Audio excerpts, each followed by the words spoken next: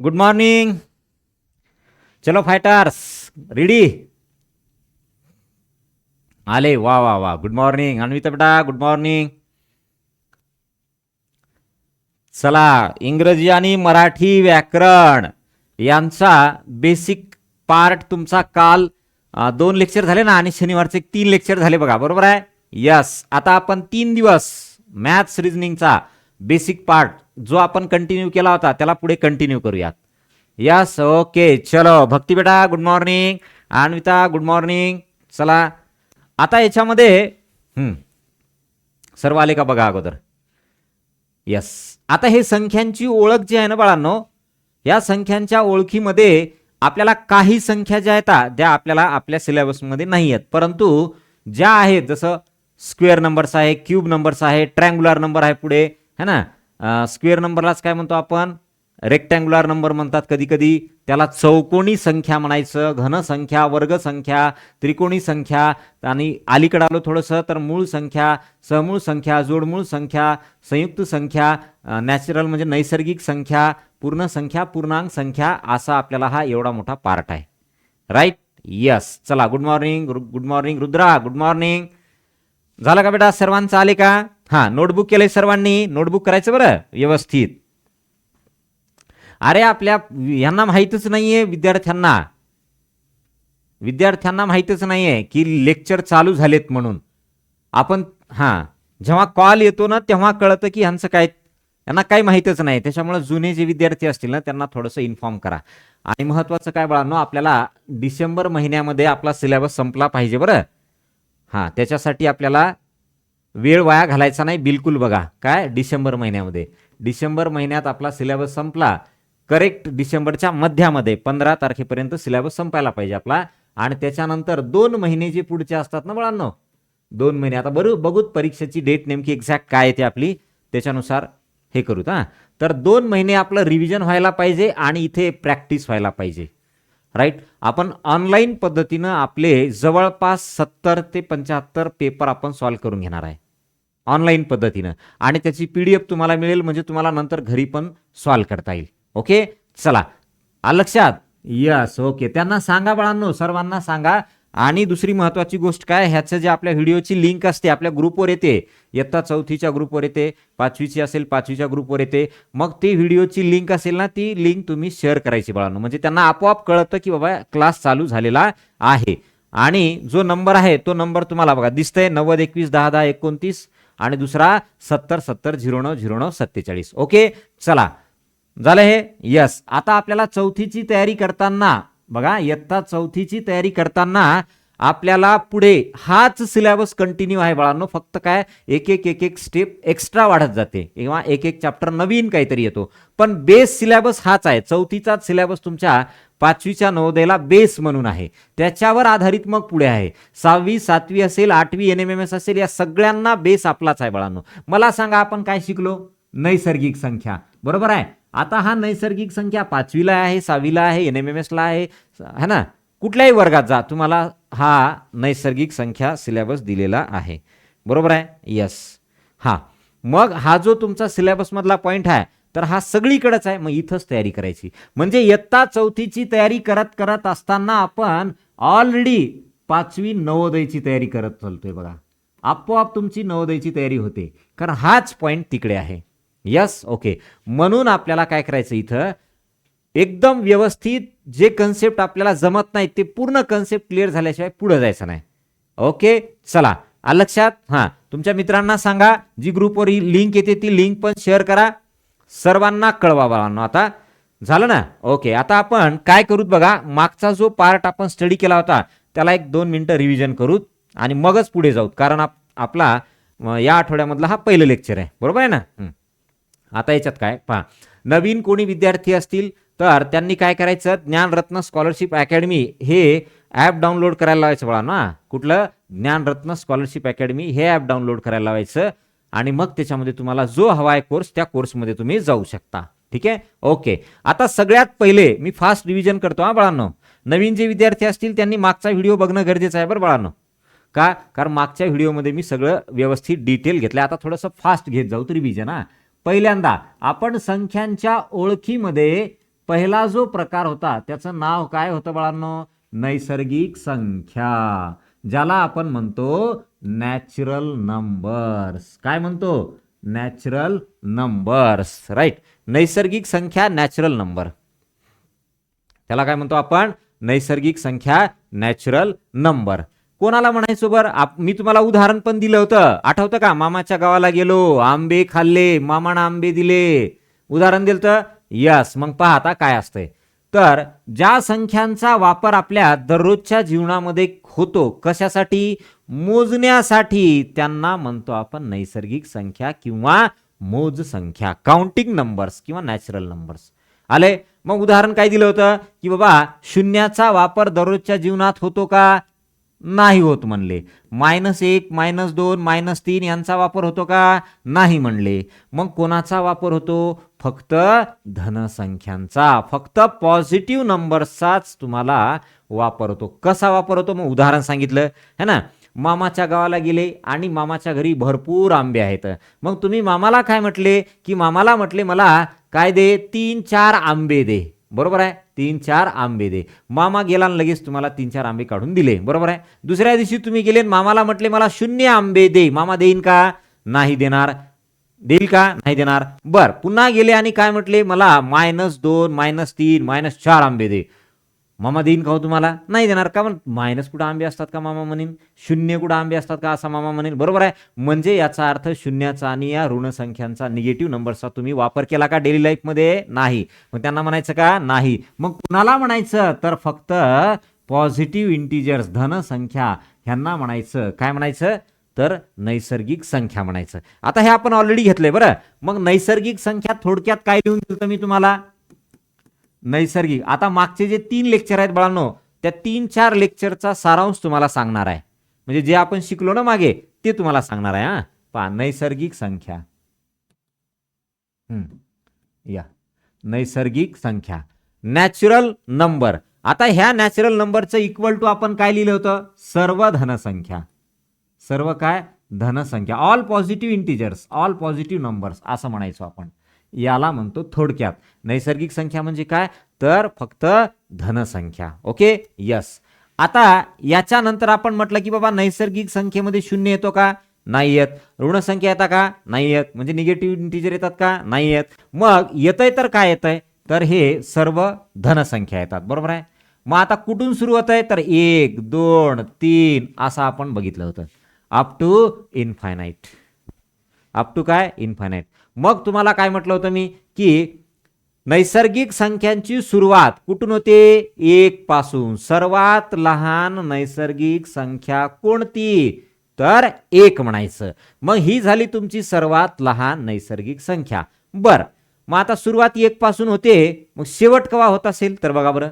शेवट मात्र इकडे याचा अर्थ असा होतो बाळांनो, अनंत, असंख्य, अव्याख्यीय, ज्याची व्याख्या करता येत नाही असा. त्याच्यात बरोबर इनफायनाईट म्हणतो आपण. इनफायनाईट. राईट. आणि सांगता येत नाही असे याचे नाव होते. सांगता येत नाही. बरोबर आहे. म्हणजे काय हो? याचा शेवटच सांगता येत नाही की बाबा कुठं होईल असं सांगत होतो आपला नैसर्गिक संख्या. बरोबर आहे. यस. मग आता याच्यानंतर आपण दुसरा पॉइंट बघितला याच्यामध्ये. तो दुसरा पॉइंट काय होता? तर तो होता तुमचा पूर्ण संख्या, ज्याला आपण म्हणतो होल नंबर. ज्याला काय म्हणतो? Whole number. आता हे होल नंबर काय असतील? थांबा 1 मिनिट. तुमच्या कमेंट दिसणार चालल्यात मला.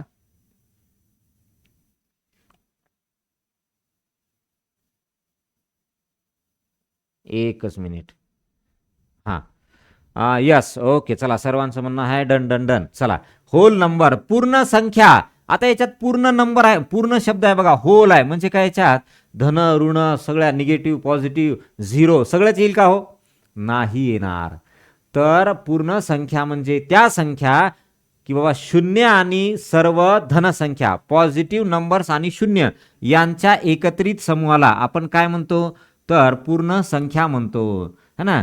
0 and all positive integers, the group which includes 0 and all positive integers are known as पूर्ण संख्या, होल नंबर.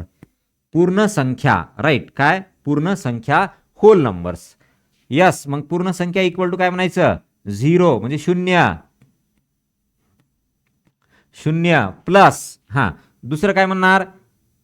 सर्व धनसंख्या, पॉझिटिव्ह इंटिजर्स, धनसंख्या यांच्या एकत्रित समूहाला म्हणजे या ग्रुपला म्हणायचं काय? पूर्ण संख्या. पूर्ण संख्यांची सुरुवात 0, 1, 2, 3, 4, 5, 6, 7 अप टू इन्फायनाईट.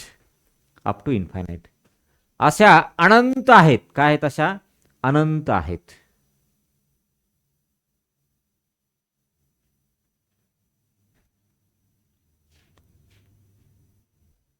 कळालं का? ओके. मग आपण म्हणतो बघा काय, याची सुरुवात शून्यापासून होते पण शेवट सांगता येत नाही. बरोबर आहे. आता याच्यानंतरचा अजून एक पार्ट आपण बघितला ज्याचं नाव आहे बाळांनो पूर्णांक संख्या, है ना? पूर्णांक संख्या, इंटिजर्स. काय नाव आहे त्याचं? इंटिजर्स, पूर्णांक संख्या. पूर्णांक संख्या प्राकृतवाला आहे ना, त्याला नैसर्गिक म्हणतो. याला म्हणतो आपण इंटिजर. काय? इंटिजर. आता इंटिजर मध्ये कोण कोण येतं बाळांनो? इंटिजर मध्ये आपल्या कोण कोण येतं? पॉझिटिव्ह पण येतात, निगेटिव्ह पण येतात, झिरो पण येतो, म्हणजे ऑल नंबर्स इन्क्लुडेड. राईट, है ना? या ग्रुपमध्ये कोण येतं? सर्वच्या सर्व. म्हणजे कोण कोण आला त्याच्यात? शून्य पण आला, 1, 2, 3, 4 असं इन्फायनाईट पर्यंत आले पॉझिटिव्ह. इकडे -2, इकडं -3, -4 अप टू इन्फायनाईट. म्हणजे पूर्णांक संख्यांमध्ये आपल्याला कोणाकोणाचा समावेश होतो बाळांनो? कोण कोण इन्क्लूड आहे त्याच्यात?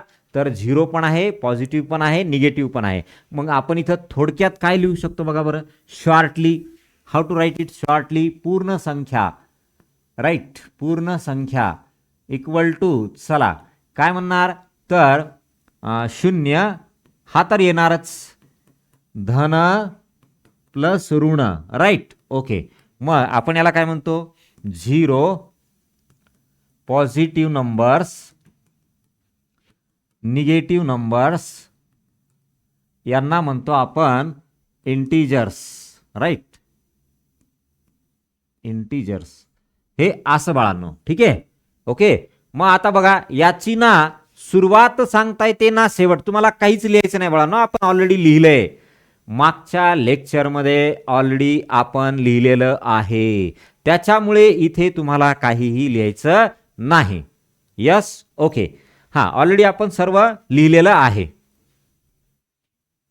चला, झालं का? आता आपण याच्यानंतर पुढचा एक भाग बघितला बाळांनो, ज्याचं नाव होतं बघा समसंख्या. काय नाव होतं? समसंख्या. राईट, समसंख्या, ज्याला आपण म्हणतो इव्हन नंबर. समसंख्या, इव्हन नंबर. राईट, चला समसंख्या म्हणा किंवा इव्हन नंबर म्हणा. झालं का? ओके, चलो कंप्लीट. तर आता याच्यामध्ये इव्हन नंबर कोणाला म्हणायचं? की बाबा इव्हन नंबर अशाला म्हणायचं की ज्या संख्यांच्या एकक स्थानी कोण येतो? पाहता, पहिल्यांदा अगोदर दुसरं वाक्य बोलूत आपण, नंतर ते बोलूत. की ज्या संख्यांना कुणी भाग जातो? 2ने निशेष भाग जातो. बाळांनो, निशेषचा अर्थ काय? 2ने निशेष भाग जातो, त्याला म्हणतो आपण समसंख्या. निशेष म्हणजे बाकी शून्य उरणे, बाकी काहीच न उरणे, ह्याला म्हणतो निशेष भाग जाणे. बरोबर आहे? मग आपण काय म्हणणार? की ज्या संख्यांना 2ने निशेष भाग जातो किंवा ज्यांच्या एकक स्थानी 0, 2, 4, 6, 8 हे अंक असतील तर त्याला म्हणतो समसंख्या. राईट. दुसऱ्या भाषेत काय म्हणणार? The number which is completely divisible by 2, which is completely divisible by 2, or if the number which has unit digit is 0, 2, 4, 6, 8 is called as even number. झालं, संपलं. मग मी पुढे 2 नोट लिहून दिल्या. समसंख्येमध्ये 1 मिळवलं तर विषम संख्या मिळते, समसंख्येतून 1 वजा केलं तर विषम मिळते, समसंख्येत 2 मिळवलं तर समच मिळते, समसंख्येतून 2 वजा केलं तर समच मिळते. ते नोट लिहिले. चला, नोट आपण नंतर चॅप्टरमध्ये वापरणार आहे ते प्रॉब्लेम सॉल्व्ह करण्यासाठी. विषम संख्या ज्याला आपण म्हणतो ऑड नंबर. काय म्हणतो? ऑड नंबर, विषम संख्या. ऑड नंबर, बरोबर आहे. मग आता हे विषम संख्या कोणाला म्हटलं? की ज्याला 2ने निशेष भाग जात नाही. Number which is not completely divisible. Not म्हटलं, 2ने निशेष भाग जात नाही. 2ने निशेष भाग जात नाही. किंवा ज्यांच्या एकक स्थानी कोण असेल? 1, 3, 5, 7, 9 हे अंक असतील बाळांनो. एकक स्थान म्हणजे काय? शेवटचा अंक, ज्याला युनिट डिजिट म्हणतो आपण. शेवटचा अंक जर याच्यापैकी असेल तर त्याला काय म्हणतो आपण? विषम संख्या. त्याला काय म्हणतो? विषम संख्या. राईट, त्याला म्हणतो आपण विषम संख्या. बरोबर आहे का? चला मग पुढे. आता हे झालं तुमचं विषम संख्या, ऑड नंबर. राईट. मग आता विषम संख्येत 1 मिळवलं तर उत्तर काय येतं? समसंख्या. विषम संख्येतून 1 वजा केलं तर काय येतं? समसंख्या. विषम संख्येत 2 मिळवले तर विषम संख्या. विषम संख्येतून 2 वजा केले तर विषम संख्या. इथपर्यंत आलतो. ओके. आता याच्या पुढे गेल्याच्या नंतर एक आपण पॉइंट बघितला ज्याचं नाव आहे रोमन संख्या. थोडंसं याला परत एकदा चांगलं रिव्हिजन करू, म्हणजे वापस तुम्हाला स्टडी करण्याची गरज पडणार नाही. रोमन संख्या, काय नाव आहे बाळांनो याचं? रोमन संख्या. ठीक आहे, काय नाव आहे? रोमन संख्या. रोमन संख्या कोणाला म्हणायचं आणि कोणत्या येतात त्याच्यात बघा बरं. रोमन संख्या, रोमन नंबर. Roman number. चला, रोमन नंबर झाले. ओके, पाहता रोमन नंबर. मी तुम्हाला एक प्रश्न विचारला होता बाळांनो, एकूण रोमन संख्या चिन्ह किती? How many total Roman symbols are there? मग तुमचं उत्तर काय आलतं? 7 आलतं. एकूण रोमन संख्या चिन्ह तर किती येतं? 7. किती येतं? 7. मग ते 7 कोणते? पाहता टेबल तयार करतो आपण. 7 कोणते पहा. तुम्ही म्हणसाल सर हे तर मी 100 पर्यंत बी लिहितो, मी 1000 बी लिहितो, मी 1200 लिहितो, मी 5000 बी लिहितो, मग 7च कस काय? काय मग 7च कस काय? असं त्याचं म्हणणं आहे. बरोबर आहे. तर पाहता वरती लिहूत बघा रोमनवाले आणि खाली लिहूत आपण आंतरराष्ट्रीय. रोमन आणि आंतरराष्ट्रीय. बघा आता याच्यात या काय म्हणणं आहे. आता ह्या रोमन मध्ये पहा, या रोमन संख्यांमध्ये समजा आपण 1 लिहिलं तर त्याला असं लिहितो बाळांनो, आणि तेच आंतरराष्ट्रीय मध्ये आपण 1 असं लिहितो. 1 झालं. ओके. आता दुसरं काय होतं? 2 म्हणसाल तुम्ही, पण 2 नाही बाळांनो घ्यायचं. का नाही घ्यायचं? कारण हे 2 कोणापासून तयार झाले? ह्याच्यापासून 1 पासून 2 तयार झाले. 1 आणि 1 बाजूला लिहिलं की 2 दिसतं. बरोबर आहे. अजून 1 लावलं तर 3 दिसतं. म्हणजे 3ही घ्यायचं नाही, 2ही घ्यायचं नाही. पुढे आलं 4. 4 कोणापासून तयार होते? बघा, हे 5 आहे आणि हे मागचा 1 आहे, म्हणजे यांच्यापासूनच तयार होते, म्हणून 4ही घ्यायचं नाही. मग हे आलं तुमचं 5. हे काय आलं? 5. आता याच्या पुढे गेलो आपण थोडंसं, तर काय असणार आहे? 5 नंतर पहा हे येणार 10. तुम्ही म्हणसाल 6 का नाही घेतलं? हे बघा, 5 ऑलरेडी आपण घेतले, 1 ऑलरेडी घेतले, म्हणजे हे ऑलरेडी यांच्यापासूनच तयार झालं 6. तुम्ही म्हणसाल 7 का नाही घेतलं? बघा, 7, 5, 1, 1 याच्यापासूनच तयार झालं, म्हणून घेतलं नाही. ठीक आहे. मग हे आलं तुमचं आता 10. आणि याच्या पुढचे महत्वाचे बाळांनो LCD. आणि कशी आहे LCD? मोठी, म्हणून M. LCD कशी आहे? मोठी, म्हणून काय घ्यायचं? M घ्यायचं. ठीक आहे. आता L म्हणजे काय? तर L म्हणजे 50. 50. C मीन्स का होता है? 100 होता है. D मीन्स का होता है? 500 होता है. और ई वाला ससुरा का होता है? तो 1000 होता है. समझ में आ गया? अरे वो ससुरो, समझ में आ गया कि नहीं आ गया? आ गया? यस. हाँ, चलो, आप कमेंट दिख नहीं रहे, 1 सेकेंड, अब दिखेंगे.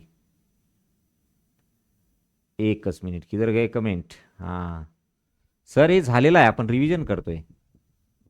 यस, हां, आपण फक्त रिव्हिजन करतोय भक्ती बेटा, आपण फक्त रिव्हिजन करतोय, लिहिणार नाही का याच्यात.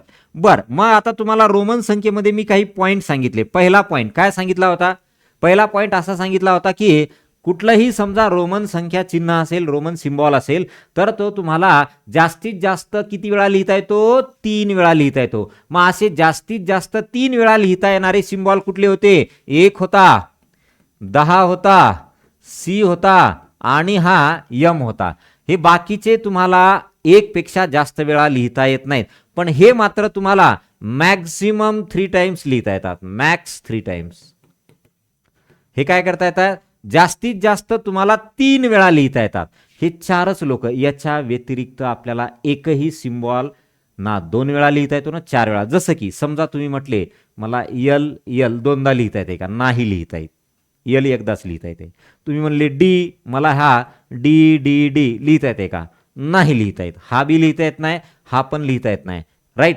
मग कोण लिहिता येतो? फक्त 1, 10, सी आणि यम. एवढेच तुम्हाला काय करता येतात? तर एवढेच तुम्हाला 3 वेळा लिहिता येतात जास्तीत जास्त. हा एक पहिला पॉईंट झाला. दुसरा पॉईंट काय होता बाळांनो याच्यात? दुसरा पॉईंट असा होता की मोठ्या संख्येच्या डावीकडे, बघा, मोठ्या संख्येच्या डावीकडे लहान संख्या आल्यास, मोठ्या संख्येच्या डावीकडे लहान संख्या आल्यास आपल्याला त्यांची काय घ्यायची असते? वजाबाकी घ्यायची असते. काय घ्यायची असते? वजाबाकी घ्यायची असते. मग वजाबाकी काय आली? डी म्हणजे 500, सी म्हणजे 100. उत्तर आलं 400. डी म्हणजे 500, सी म्हणजे 100, उत्तर आलं 400. राईट. ओके. त्याच्यानंतर 3 नंबर. 3 नंबर पहा, मोठ्या संख्येच्या उजवीकडे लहान संख्या असेल तर त्यांची बेरीज घ्या. मोठं कोण? यम. आणि लहान कोण? हा, आज कुठं जायचं नाही का म्हणाले? मला काय कळालं नाही. ओ, बोला बोला. जायचंय, पुढे जायचंय की? कुठं जायचं नाही म्हणाले?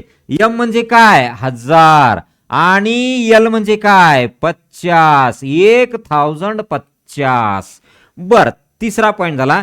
चौथा पॉइंट, मोठ्या संख्येच्या उजवीकडे, काय म्हणतो पहा, मोठ्या संख्येच्या उजवीकडे लहान संख्या किती वेळा लिहिता येते? मॅक्झिमम 3 वेळा.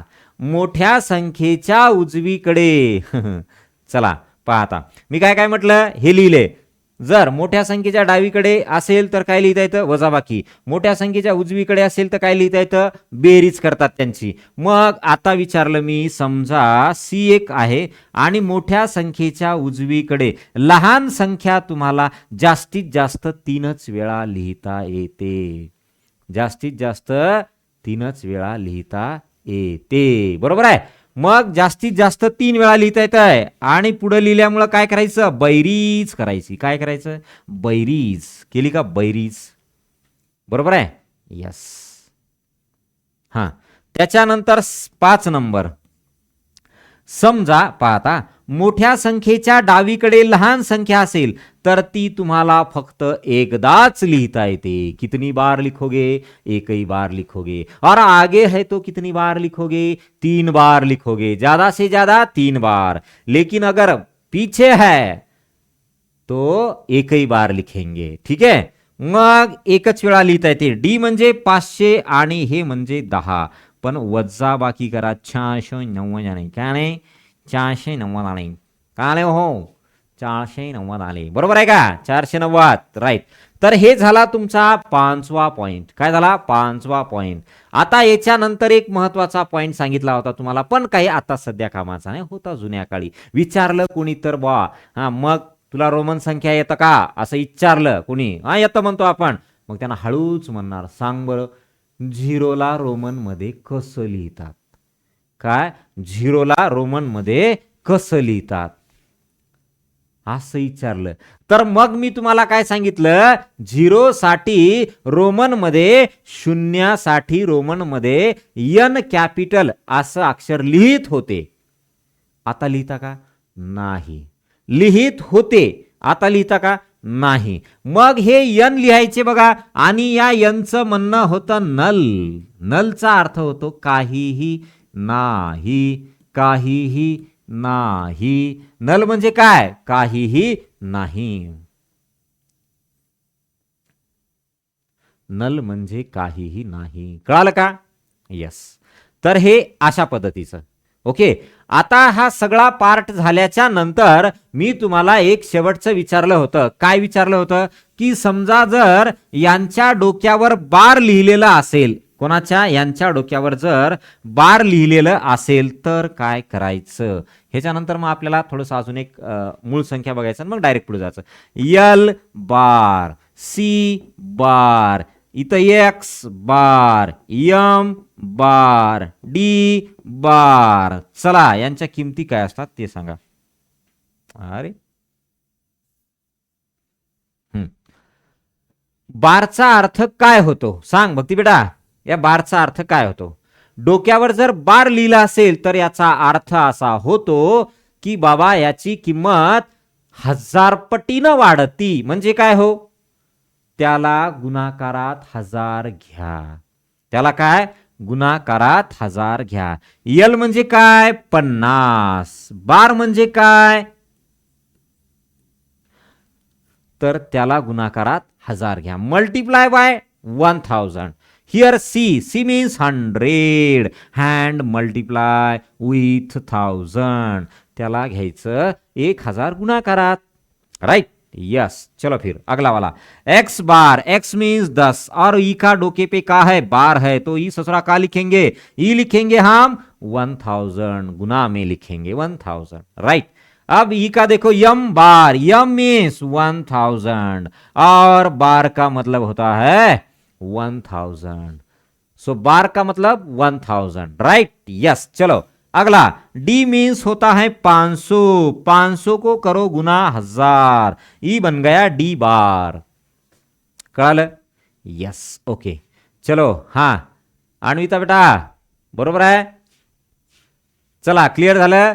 आता याच्यानंतर आपण एक पार्ट स्टडी केला ज्याचं नाव होतं मूळ, सहमूळ, जोडमूळ. ते वालं आपण मूळ बघितलं, जोडमूळ बघितलं, सहमूळ बघणार आहे. पण एकदा रिवाइज करावं लागणार आहे आणि आपल्याला टेबल पण लागणार आहे जोडमूळसाठी. हा पहा, मागच्या लेक्चरमध्ये जोडमूळ कंप्लीट झालं का? यस. ओके. आता आलो आपण मूळ संख्या, प्राईम नंबर्स.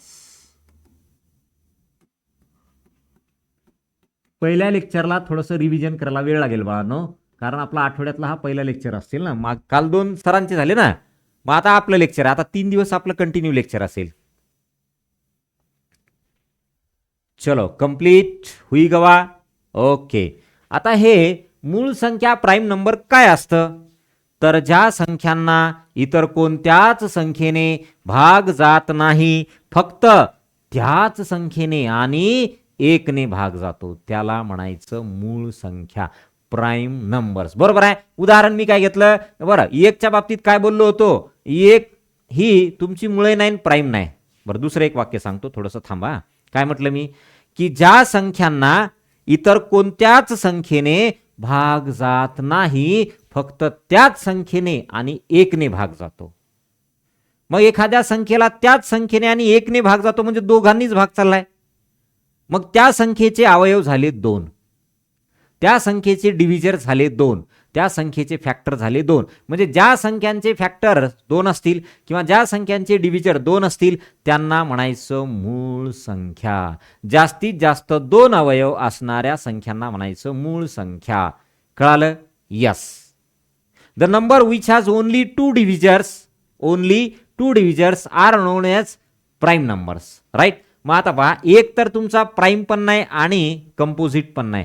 आता हे कंपोजिट काय आहे? प्राईम झाल्यावर बघू. तर 1ला मला सांगा कुणी भाग जातं? 1नच जातं. अजून कुणी जातं? नाही जात. मग 1चा फॅक्टर 1च झाला, 1चा डिव्हिजर 1च झाला, म्हणून ती मुळे नाही आणि संयुक्त नाही. प्राईम पण नाही आणि not prime nor composite. Okay. चला 2 पासून स्टार्ट करा.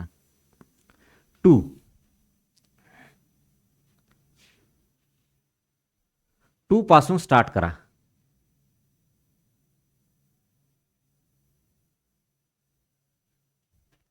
हा, 2ला कुणी डिवाइड होतं? 2 न.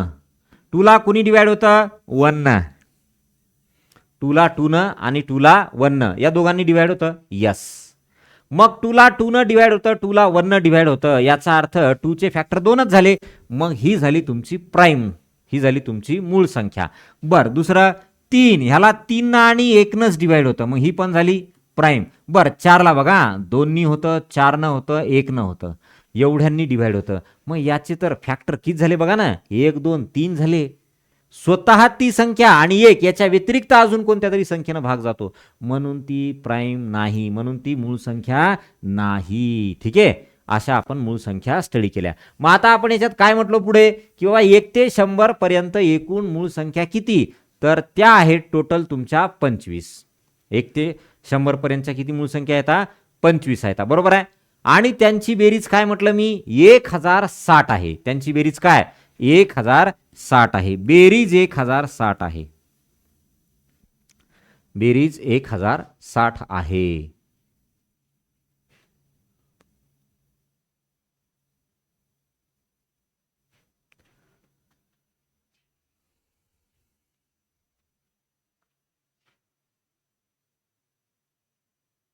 चला झालंय, यस आलंय, ओके 1060. मग आता मी काय म्हटलं बाळांनो तुम्हाला, की एक अजून वाक्य लिहून दिलं, तर आता मी ते लिहित नाही, वाक्य आपल्याला पुढे जायचंय.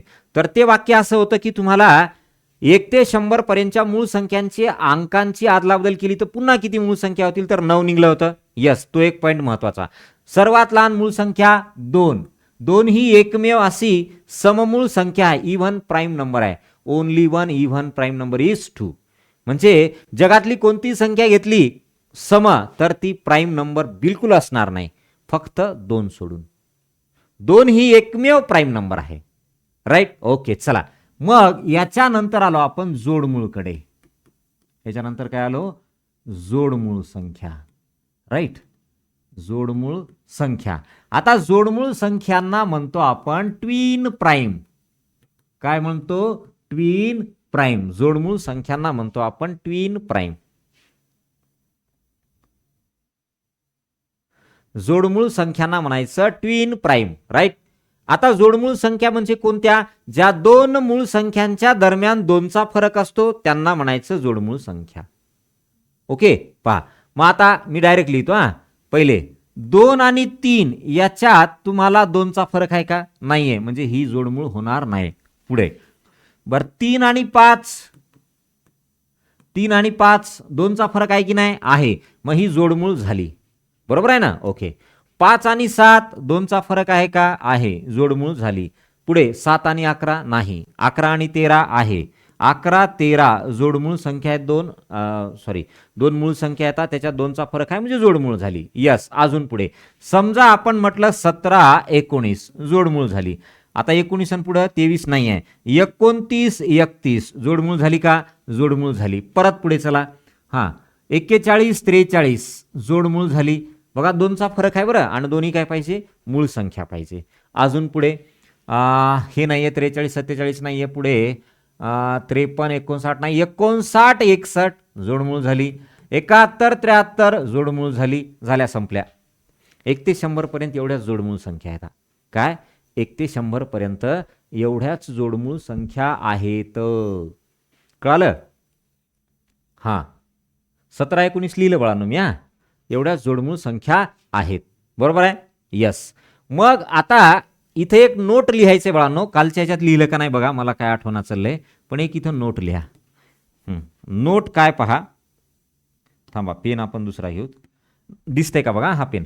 नोट म्हणजे काय आहे तर पहा, जोडमूळ संख्यांच्या जोडीमध्ये, जोडमूळ संख्यांच्या जोडीमध्ये, जोडमूळ संख्यांच्या जोडीमध्ये दोन्ही संख्या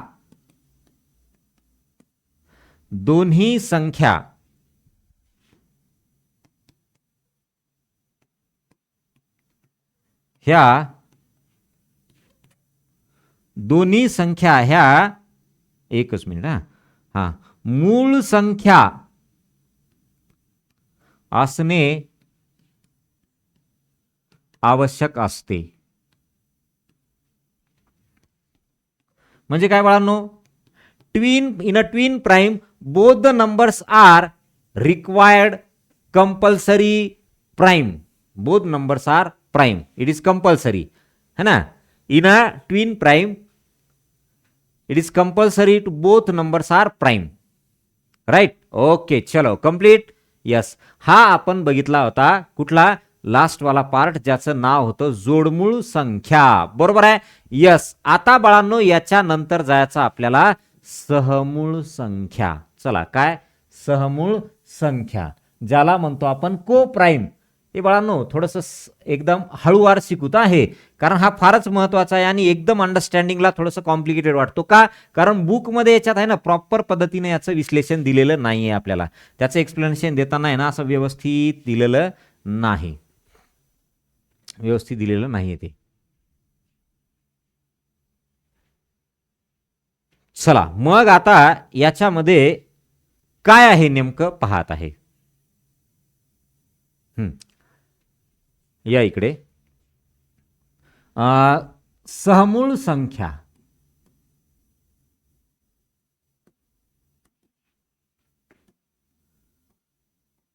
को प्राइम, को प्राइम, सहमूळ संख्या को प्राइम.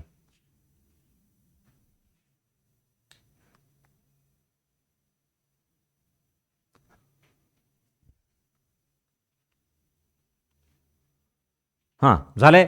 सहमूळ संख्या को प्राइम.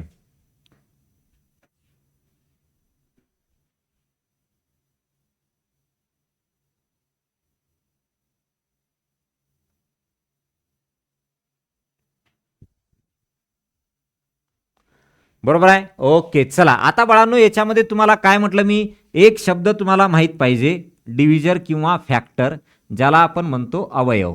बरोबर आहे, ज्याला काय म्हणतो अवयव. बर, याच्यात महत्वाचं काय, कॉमन फॅक्टर,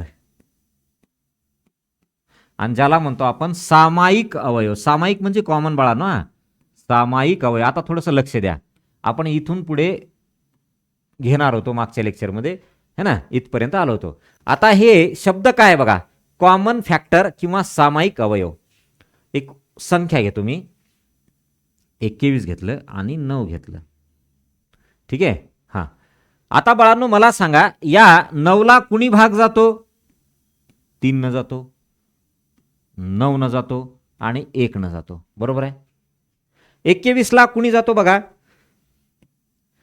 3 न जातो, 7 न जातो, 21 न जातो, 1 न जातो, एवढ्या संख्यांनी जातो. यस, आता मी काय म्हणतो पहा, जर या दोन्ही संख्यांचा एकही कॉमन फॅक्टर नसेल, एकही सामायिक अवयव नसेल, तर त्यांना म्हणायचं सहमूळ संख्या. पण या दोघांचा मात्र इथं कॉमन फॅक्टर 3 दिसतो. एक सोडू ना, नाहीतर तुम्ही 1ला गृहीत धरसाल, वाटल्यास मी कट करतो, 1ला नाही, 1ला सोडून, नाहीतर एक गृहीत धरसाल, 1 सोडून. जर या दोन्ही संख्यांचा एकही कॉमन फॅक्टर नसेल, एकही सामायिक अवयव नसेल, तर त्याला म्हणायचं सहमूळ संख्या को प्राइम. बरोबर आहे. मग आता 9 आणि 21 ह्या सहमूळ संख्या होतील का, नाही. का, 9ला 3 न जातो, 21लाही 3 न भाग जातो. बरं, मी आणखी लिहितो, हा पहा, 8 आणि 21 किंवा 8 आणि 15 घेतो, सगळ्यात सोपं, 8 आणि 15. बघा आता याच्यामध्ये 8 आणि 15 मध्ये हा तुमचा 8 जो आहे, 8 याला कुणी डिवाइड होतं, 2 न 4 न डिवाइड होतं, याला कुणी होतं 3 न 5 न होतं. असा कोणता नंबर आहे की जो यालाही डिवाइड करतो आणि यालाही डिवाइड करतो, म्हणजे दोघांचा कोणी कॉमन फॅक्टर आहे का, नाही. मग कॉमन फॅक्टर नसेल म्हणजे काय बाळांनो, दोन्ही संख्यांना कोणत्याच एकाच संख्येने भाग जात नसेल, तर त्याला म्हणायचं को प्राइम नंबर. त्याला काय म्हणायचं, सहमूळ संख्या. सहमूळ संख्या.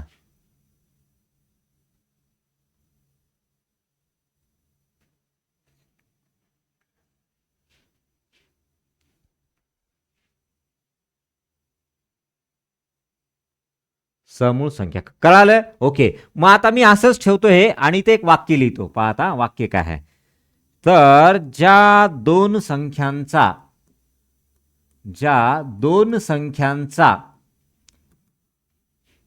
दोन संख्यांचा एकही, बघा, एकही सामायिक अवयव, सामायिक अवयव, एकही सामायिक अवयव नसतो त्यांना सहमूळ संख्या म्हणतात. त्यांना सहमूळ संख्या म्हणतात.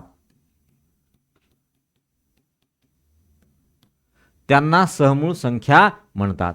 एकही सामायिक अवयव नसेल तर त्यांना सहमूळ संख्या म्हणतात. राईट, है ना. मग आता इथे लिहितो, pair of numbers which has no common factor. पाहता, pair of number which has no common factor. Pair of numbers which has no common factor, no common factor. The pair of numbers which has no common factor are known as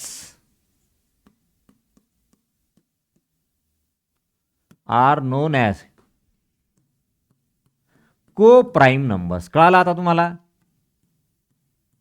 are known as co-prime numbers. कळालं का तुम्हाला? बोला. Right, yes. त्यांना काय म्हणायचं बाळांनो? को prime numbers म्हणायचं. ओके, बर. आता मी एक उदाहरण घेतो, तो का आहे की नाही ते सांगायचं. हा, उदाहरणार्थ पहा. समजा मी घेतलं 8,25. ओके, हा, तर हे सहमूळ संख्येची जोडी आहे की नाही पहा बरं. या दोघांना कुणी भाग जातं का? 8 आणि 25 ला कुणी भाग जातं का? कुणी भाग जातं? नाही जात. मग आपण काय म्हणू शकतो पहा, तर ही सहमूळ संख्येची जोडी आहे. सहमूळ संख्येची जोडी आहे. कारण, पुढे कारण लिहायचं बाळा ना, बिकॉज कारण 8 आणि 25 यांचा 8,25 यांचा एकही सामायिक अवयव नाही. एकही सामायिक अवयव नाही. यांचा एकही सामायिक अवयव नाही. राईट, यांचा एकही सामायिक अवयव नाही. बरोबर आहे. ओके, यांचा एकही सामायिक अवयव नाही, म्हणून ती काय आहे? तर ती सहमूळ संख्येची जोडी आहे. त्यांचा एकही सामायिक अवयव नाही, म्हणून ती सहमूळ संख्येची जोडी. एकही सामायिक अवयव नाही म्हणून याचं कारण विचारलं बरं. ही सहमूळ संख्येची जोडी आहे कारण 8-15चा एकही सामायिक अवयव नाही. There is no common factor in between 8 and 25, so it is a pair of co prime number. Yes, okay, चलो. मग आता मी दुसरं एक उदाहरण घेतो, पहा. 9,21. हा, 9,21 ही सहमूळ संख्येची जोडी नाही. सहमूळ संख्येची जोडी नाही. बाळांनो, बायलँग्वेज करूत का? अजून लिहावं लागेल का सांगू मी सांगतो तसं लिहिता का मला लिहून द्यावं लागेल इंग्लिशमध्ये? पहा बरं. हा, ही सहमूळ संख्येची जोडी नाही कारण, ही सहमूळ संख्येची जोडी नाही कारण 9 आणि 21 यांचा 3 हा कॉमन फॅक्टर आहे. 3 हा सामायिक अवयव.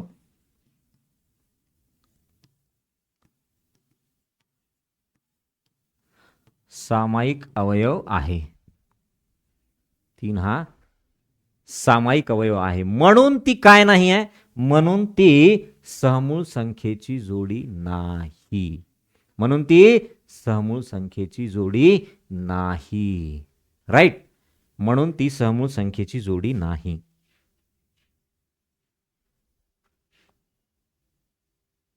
कळालं? Yes, okay. बरोबर आहे का? चला, क्लिअर. हां, तर 3 हा सामायिक अवयव आहे, म्हणून ती काय समूळ संख्येची जोडी नाही. 3 is a common factor of 9 and 21. So due to this this not a pair of coprime numbers. कळालं बाळांनो? ओके. आता मला एक दुसरा तुम्हाला प्रश्न विचारायचा, एक डाऊट विचारायचा आहे. पहा आता, 8 आणि 25 ही काय झाली, 8 अँड 25 ही काय झाली, कोप्राईम नंबर झाली. बरोबर आहे. मग आता मला सांग बरं बाळांनो, याच्यात कोणी प्राईम नंबर आहे का? 8 पण प्राईम नंबर नाही आणि 25 पण प्राईम नंबर नाही, तरी सुद्धा ती कोप्राईम आहे. काय?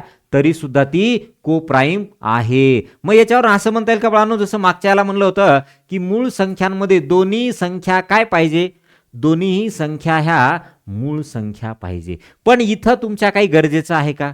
नाही. जोडमूळ संख्येच्या जोडीमध्ये दोन्ही संख्या ह्या मूळ असणार आवश्यक आहे, पण इथं समूळ संख्येच्या जोडीमध्ये त्या मूळ असाव्या असं काही गरजेचं नाही. असेल तर चांगलं, नसलं तर नसलं. फक्त कंडिशन एकच आहे बाळांनो, काय? यांचा कोणी कॉमन फॅक्टर नसावा. या दोन्ही संख्यांना कोणी एकाच संख्येने भाग जाता कामा नये. जर दोन्ही संख्यांना कोणत्याही एका संख्येने भाग जात असेल तर त्याला कोप्राईम म्हणायचं नाही. ठीक आहे. भाग जात नसेल तर त्याला म्हणायचं कोप्राईम. आलं का? एवढा बेसिक कन्सेप्ट क्लिअर? यस. आता जाऊ याच्यातला एक पॉइंट आहे पुढं. काय पॉइंट आहे पहा. चला पहा, 5-1 मिनिट अगोदर सोडीन मी तुम्हाला. एवढा कन्सेप्ट क्लिअर झाला की सोडतो वाटल्यास, है ना. मग उद्याच्याला घेऊत आपण काय, स्क्वेअर नंबर्स, चौकोनी संख्या, चौरस संख्या, राईट. ओके. त्याच्यानंतर त्रिकोणी संख्या, ते बी घेऊत आपण. हा, चला. हा, आले इथपर्यंत. आता महत्वाचा पॉइंट पहा काय आहे. सहमूळ संख्येच्या जोडीमध्ये, सहमूळ संख्येच्या जोडीमध्ये, सहमूळ संख्येच्या जोडीमध्ये पहा, सहमूळ संख्येच्या जोडीमध्ये दोन्ही संख्या ह्या मूळ संख्या असाव्या असे काही गरजेचे नाही. असे आवश्यक नाही किंवा गरजेचे नाही. Not compulsory both numbers are prime numbers. गरजेचं नाही. दोन्ही संख्या काय किंवा मूळ संख्या असावे असं काही गरजेचं नाही. ठीक आहे. एक पॉइंट महत्वाचा. आता मला सांगा बाळांनो, मी आता याला इंग्लिशमध्ये लिहिण्याचं म्हणजे गरजेचं आहे का इंग्लिशमध्ये नोट करण्याचं? कारण सेम सेंटेन्स आहे ना. ओके. मी हे नंतर इंग्लिश मिडियमच्या बॅचला लिहिणारच आहे इंग्लिशमध्ये. तिथे पूर्ण फक्त इंग्रजीतच असेल, तिथे मराठी नसेल, है ना. इंग्रजी माध्यमांच्या विद्यार्थ्यांना मी इंग्रजीतच लिहून देणार आहे. आपल्याला जेव्हा इंडेक्स प्रमाणे स्टार्ट होईल, मराठी माध्यमांच्या विद्यार्थ्यांना मराठीतच लिहून देणार आहे. ओके. यस. चला या. मग आता पहा, समजा मी असं लिहितो. हे वाक्य बरोबर आहे का बघा. हे एक झालं ना. हे पहा, जोडमूळ, इथं जोडमूळ संख्येची जोडी, जोडमूळ संख्येची जोडी किंवा जोडमूळ संख्येची जोडी ही नेहमी, म्हणजे ऑलवेज, नेहमी सहमूळ असते. नेहमी सहमूळ संख्या असते. नेहमी सहमूळ संख्या असते. बघा, जोडमूळ संख्येची दोनदा झालं का? बर. जोडमूळ संख्येची जोडी ही नेहमी सहमूळ संख्या असते. तर सहमूळ संख्येची जोडी पहा, सहमूळ संख्येची जोडी ही नेहमी जोडमूळ असेलच,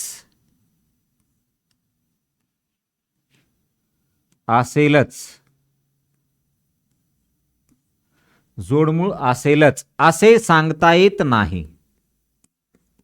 बघा, जोडमूळ जी असते ती 100% सहमूळ असते, परंतु सहमूळ जी असेल ती मात्र जोडमूळ असेलच असं सांगता येत नाही. मी उदाहरण घेतो, पाहता या. समजा असं म्हटलं, 5 आणि 7 ही काय आहे? जोडमूळ आहे. बरोबर आहे. मग ही सहमूळ आहे का बघा, दोघांना कुणी भाग जातंय का, दोघांनाही कुणी भाग जातंय का, नाही. म्हणजे याचा अर्थ ही सहमूळ पण आहे. बरोबर आहे ना. म्हणजे जी जोडमूळ आहे ती 100% सहमूळ येते का बघा. 29 31 ही जोडमूळ आहे. बर, ही सहमूळ आहे. म्हणजे जी जोडमूळ आहे ती 100% सहमूळ आहे. बरं, आणखी एक हा, आता मी अशी घेतो 17 19. बरोबर आहे. ही सहमूळ आहे का नाही, आहे. बर, ही जोडमूळ आहे का, आहे. बघा, ही सहमूळ पण आहे, जोडमूळ पण आहे. आता दुसरं बघा, समजा मी लिहिलं 5,21. ही सहमूळ आहे का, आहे. सहमूळ आहे ना, दोघांना कुणी भाग जाते का, नाही. एकच ध्यानात ठेवायचं, दोघांना कुणी भाग जाते का बघायचं. जात नसेल सहमूळ, जात असेल तर मग नाही घ्यायचा सहमूळ. बरी जोडमूळ आहे का, नाही. जोडमूळ आहे का, नाही. असंच लिहायचे बाळांनो. म्हणजे जी जोडमूळ असते ती 100% सहमूळ असते, पण जी सहमूळ असते ती जोडमूळ असेलच असे सांगता येत नाही. ठीक आहे. चला, एवढा पॉइंट नोट करून घ्या फास्ट. आले, ओके, यस. चला, नोट केलं का, हे नोट केले का, यस.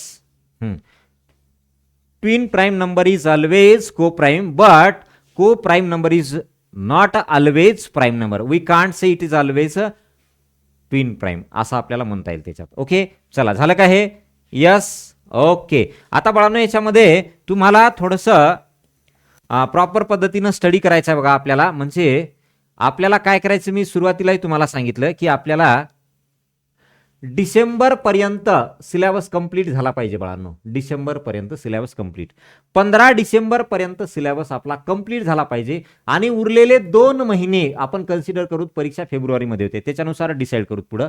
2 महिने, एक काय, 2 महिने आपल्याला रिव्हिजन आणि पेपर प्रॅक्टिस, रिव्हिजन आणि पेपर प्रॅक्टिस दोनच गोष्टी घ्यायच्या. राईट. आता इथे आपण हा स्टडी करताना आपण हा स्कॉलरशिपसाठी अभ्यास करतोय हे तुम्हाला माहिती आहे. परंतु बाळांनो, हा स्कॉलरशिपचा अभ्यासक्रम आपला इथे तर होतोयच कंप्लीट, इथे तर आपली तयारी होतेच. परंतु याचा फायदा भविष्यात नोकरीसाठी आहे. मग आपल्याला काय पाहिजे, पुढे नोकरीच पाहिजे ना, हे की नाही, नोकरीच पाहिजे. मग तिथं जाऊन अभ्यास करण्यापेक्षा आताच करूत ना आपण.